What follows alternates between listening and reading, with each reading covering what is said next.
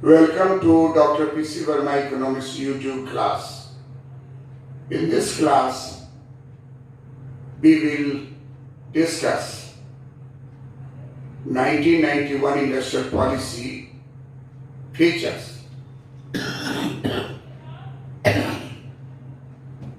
We have already discussed 26 features of 1991 industrial policy, and therefore today we will discuss 27 features out of 39 features of 1991 industrial policy which were passed on 24th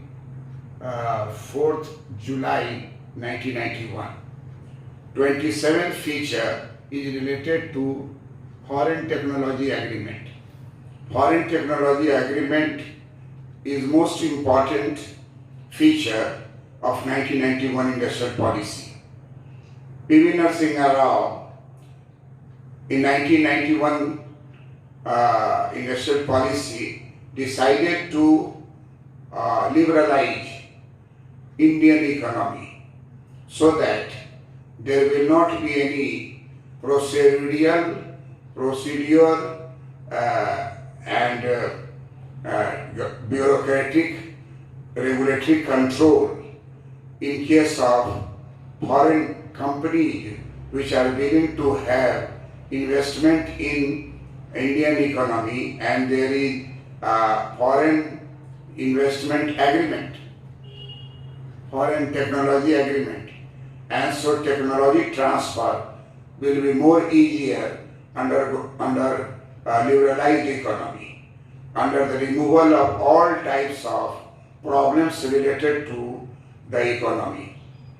We all know that we are at present, there is a competition between India and on the other side Chinese economy.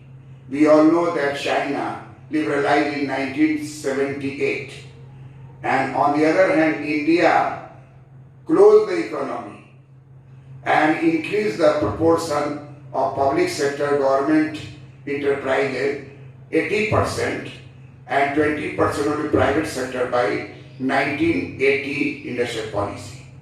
So in 1978, Chinese economy liberalized. Although China is based upon principles of communism, China is based upon totalitarian type of planning. There is planning by order, coercion, and there is no scope of any private sector under Chinese economy of 50s, 60s, 70s economy.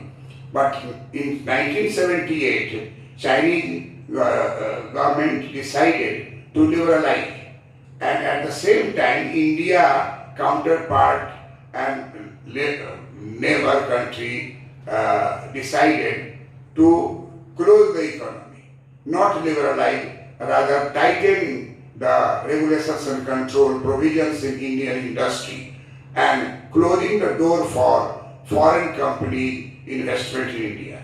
You might have learned that in 1978, Chinese economy is liberalized.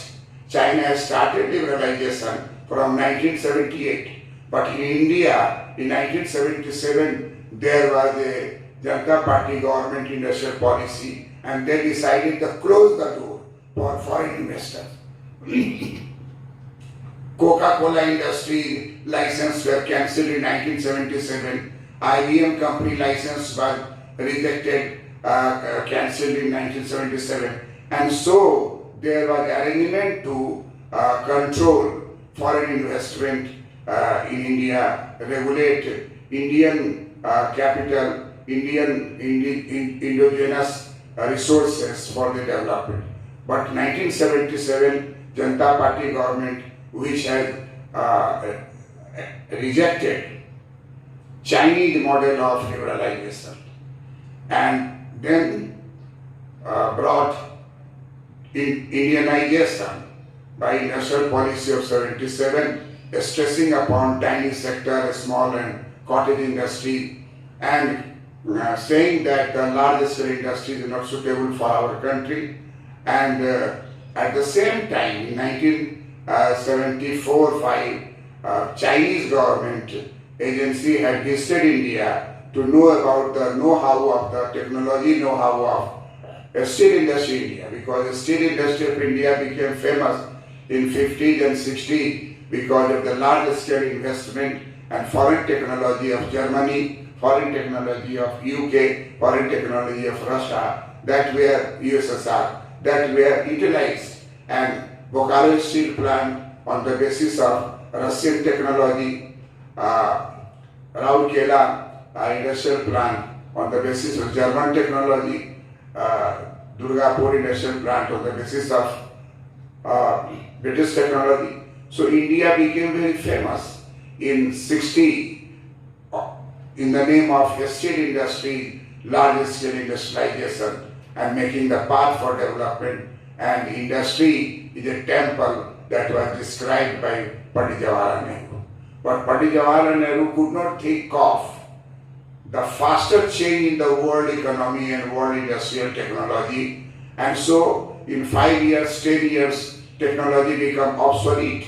There is always upgradation of the technology, and that is very costly in case of large scale industry. So China visited in 1974, and at that time in 1974 I was a lecturer in Patna College Economics Department, and I was teaching Indian economy, and I taught students that India had larger steel production than the China. China is not having competition with India, rather India is above China in the case of the steel production. But when Chinese steel returned from India and submitted a report and rejected large scale industry which is established in India with the help of Germany, UK and USSR, and they discussed that these are very costly affair due to the large gestation period, very large financial investment, and therefore it was decided not to go for large scale industry, rather a network of many steel plants were established in the Chinese economy. And by Chinese economy, with this method, their steel production increased very fastly between 1974 to 1984. In 1984, India, I was also teaching Indian economy in graduation classes. Then I was teaching that India produces less steel than China. China has become greater, stronger, more production of steel, iron steel than that of India. So India is sending raw steel, iron ore, raw iron ore from mines directly to China and importing finished steel. The condition is just reverse. And that is the sign of the choosing the right technology in the right time. India could not choose right technology at right time. We are thinking that after independence, you might have heard Janta Plan, you might have heard M.N. Roy, you might have heard Bombay Plan and the 8 industrialists of India. There was also Gandhian Plan. All these plans had one item in their resource mobilization for planning, that is a sterling reserve. Many people do not know that why $1 is equal to 1 rupee in 1947. Because India had large sterling balances, and that large sterling balances, more than 1,000 crore, that were kept in Bank of England, Central Bank of England. And it was agreement that whatever foreign resources required by India, that will be paid by Bank of England to India. So all other, India was member of a sterling area, and many other nations were also member of a sterling area. And England was the leader, UK was the leader. But we all know that in 19th century, what is the political scenario? There is decline in the leadership of England, UK. and there is emergence of great power USA. Decline of the old great power, British great power, then decline in the British supremacy in the 19th century from after before First World War. It was quite clear that the USA is more stronger than the UK. But there is decline of the superpower position of England, and the superpower position of the USA is now being recognized. And in the First World War and the Second World War, it was established that the USA is great power. And therefore in 1945, when Bretton Woods Conference were held in the USA, in the eastern coast, New Hampshire state, and the place is Bretton Woods. In that place, the International Financial and Economic Conference was held in order to find out the way out that there is a breakdown of gold standard, and now the international payment, international balance of payment adjustment, how could be it done? So in 1945, Bretton Woods gold standard. Bretton Woods gold standard was established, in which members of IMF will deposit 25% of their subscription in gold, and in the IBRD 22% of the gold and 18% of the home currency will be paid as a membership. So that a new way is known as Bretton Woods gold standard, which started in 1945 and ended in 1973, when USA printed too much dollar, and it was written in dollar that dollar is convertible into gold. So amount of dollar which is floated by USA is larger than the amount of gold available in the USA. As soon as it was felt by President of USA in 1973, declared that dollar is not convertible into gold, and USA declared that USA is breaking from Bretton Woods Conference agreement, that is known as Bretton Woods Agreement. Bretton Woods Agreement, Bretton Woods International Agreement was prepared by USA, Mr. Lord John Maynard Keynes and Mr. White of the USA economist, British economist James Keynes, both were there, many leaders were there, and many industrialists. One of the industrialists of Bombay plant was also visited there. So everybody was knowing that British government declared that they are no longer supporting policy of imperialism. So there will be no British Empire by after 1945. And this was a good news for all nations which were colony or protectorate under British Empire. At that time, our sterling reserve, pound sterling reserve was very high, kept in London, and therefore when exchange rate was determined, our capacity was calculated, estimated at the rate of $1 is equal to 1 rupee. I was also surprised when I was a student that why 1 rupee is equal to $1. That time I had no conception of the plenty, problem of plenty, which I discussed in the video, that there is a problem of plenty, and that problem of plenty of large sterling balances of Indian economy, which inherited from the British government, was kept in London Bank of England, and that was exhausted in 1956 by large scale industry establishing by Pandit Nehru. Therefore, he was so much determined to establish large scale industry, because he had a large sterling balances which was inherited by India when British India government power was given to the independent sovereign India.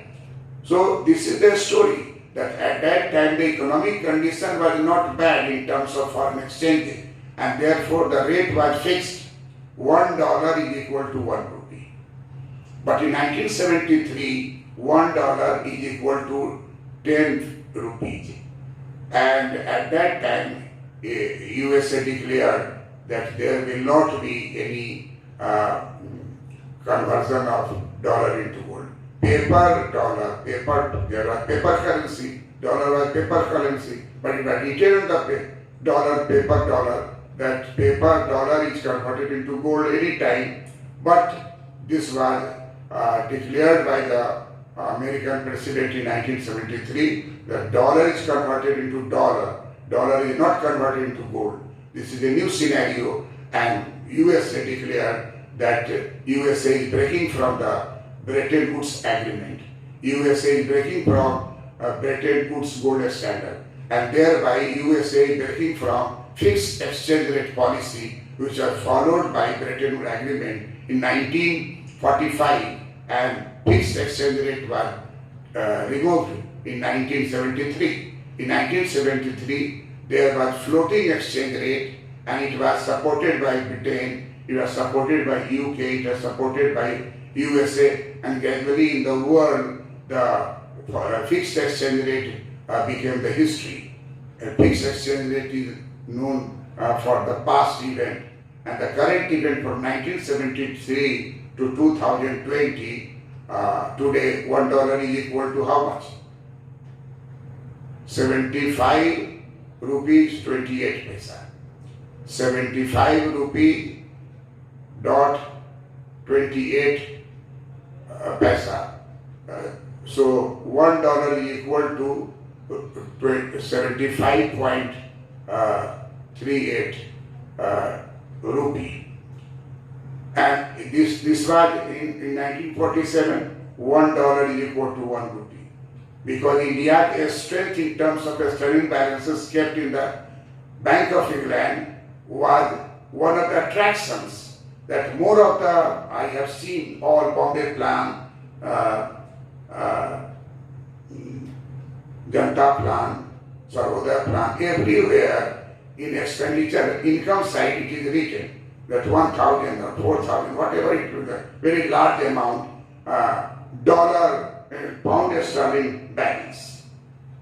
They took into consideration that foreign currency will be the source of income or expenditure will be accordingly.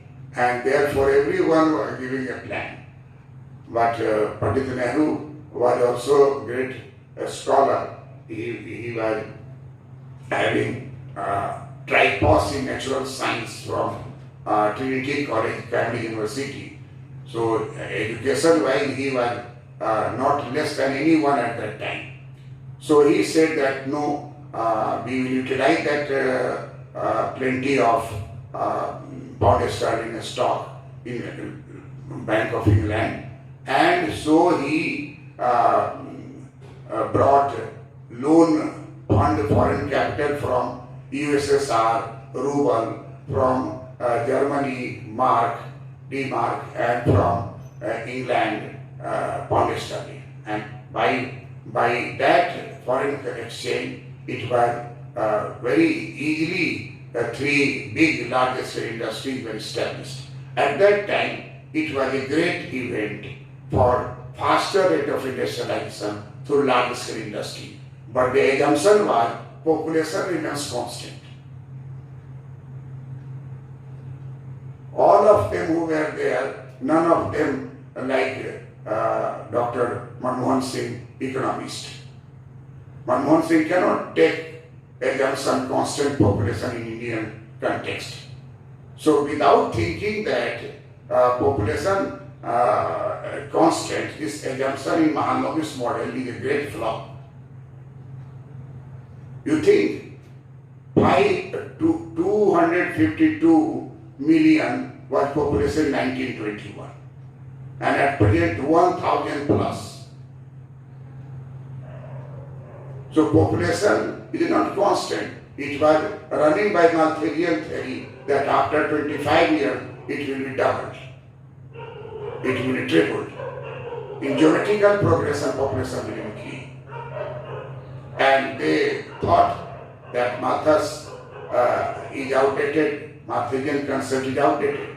But Malthusian theory is not outdated, it is still alive. Malthus visited through corona pandemic in 2020. Malthus visited through a Spanish influenza epidemic in 1920. Malthus said that don't worry about the population size, don't worry about the high birth rate, don't go for the artificial method of control of population, because natural calamities, natural method will create such a situation and settle the issue, and he will again balance population growth rate. It was his view. There may be deviation, digression from it. I am not supporting him from all quarter. But continuous increase in population is a source of new entry of supply of labor. And therefore China established in 50 one child norm after 1949. One child norm was the government policy. And following 30 years, they found that by 2050, India will be number one population-wise in the world. So in 1990, there was many research work in China, and they all described that in China 160 million number is very famous. 160 million number is very famous. This 160 million people, Chinese, will be old and older.